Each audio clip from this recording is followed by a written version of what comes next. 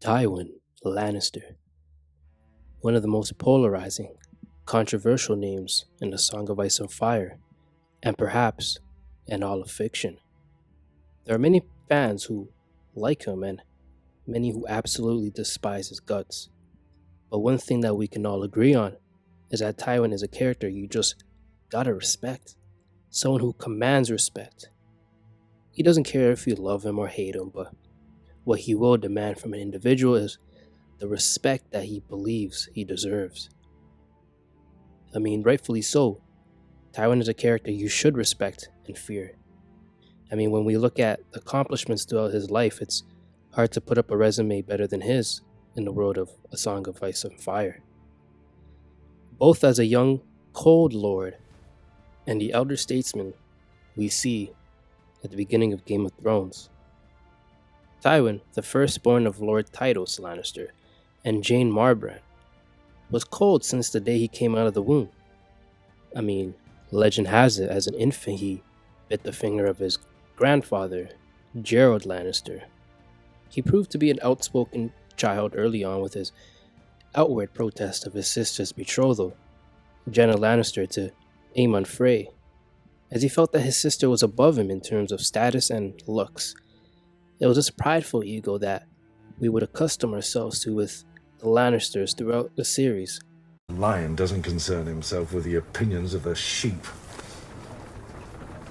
Now, Tywin's pride and ego was one thing, but it was his brutality and sternness that made a name for him in Westeros.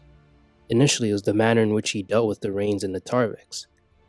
Tytos Lannister was a weak lord, and thus was taken advantage by the bannermen of the Westerlands, soiling the legacy and prestige of House Lannister. Now, Tywin wasn't taking that. He requested, actually he demanded the repayment of the gold that these houses were lent to by Tytos. And those who didn't have gold to repay were ordered to send a hostage until the debt was settled. The Reynes laughed at the young Lord Tywin's demands.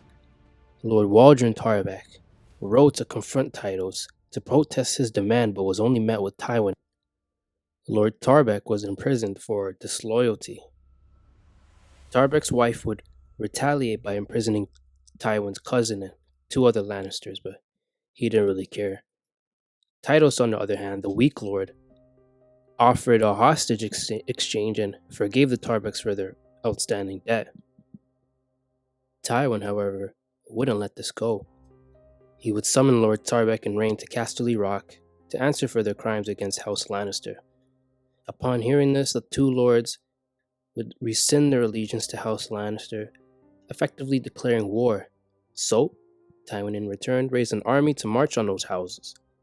Tywin defeated Lord Tarbeck's army first, destroying Tarbeck Hall, and then he would defeat Lord Rhaene in battle. Upon this defeat, Lord Rhaene would flee to his stronghold, Castamere.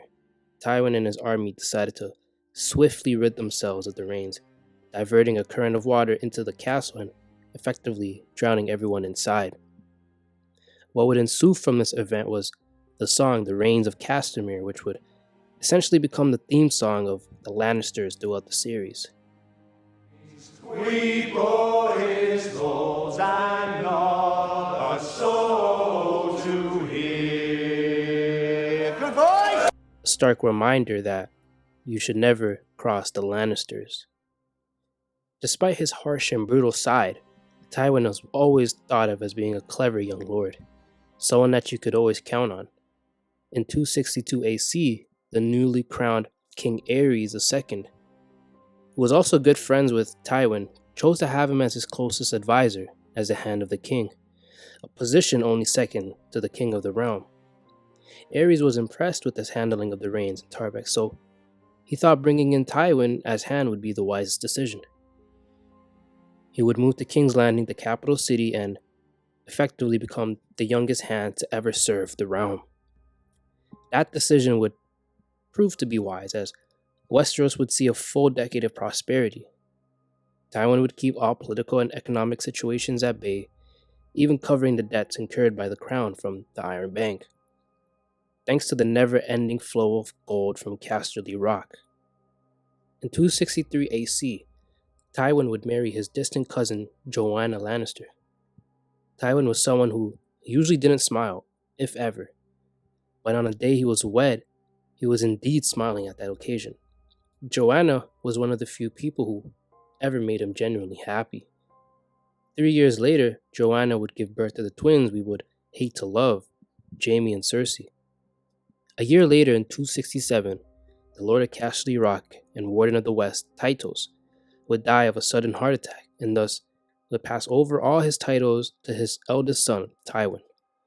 That year, Tywin would move to the Rock, alongside with his friend and king, Aerys, where they would rule the realm. The Rock would effectively become the de facto King's Landing for the time being. Now, upon returning to King's Landing, Tywin and Aerys' relationship began to falter. Aerys started to grow jealous of Tywin as he believed the many lords of the realm were giving him all the credit for the prosperity of the realm, and not to Aerys. As a result, he would undermine and overrule Tywin any chance he got. Tensions reached a boiling point when Aerys insulted Tywin's wife Joanna in 272 during the anniversary tourney, and as a result, Tywin requested his pardon of duties as hand. However, Aerys declined this request. As Aerys descended down the path of madness and tyranny, he would begin punishing those who even hinted at Tywin running the show. As Ilyn Payne would learn, he had his tongue ripped out after being overheard saying such a thing. In 276, in an attempt to calm the waters, Tywin offered to betroth his daughter, Cersei, to Aerys' son, Rhaegar, and at the time it was a pretty good offer as Cersei was the daughter of the most powerful lord in Westeros. However, this offer was quickly shot down as Aerys believed his son was too good for her. Furthermore, he would reject Tywin's offer to also have Jaime Lannister squire for the young Prince Rhaegar. In 277, the Lord of Duskendale would revolt against the crown over trade issues. Aerys thought he could calm the waters by meeting with the Lord.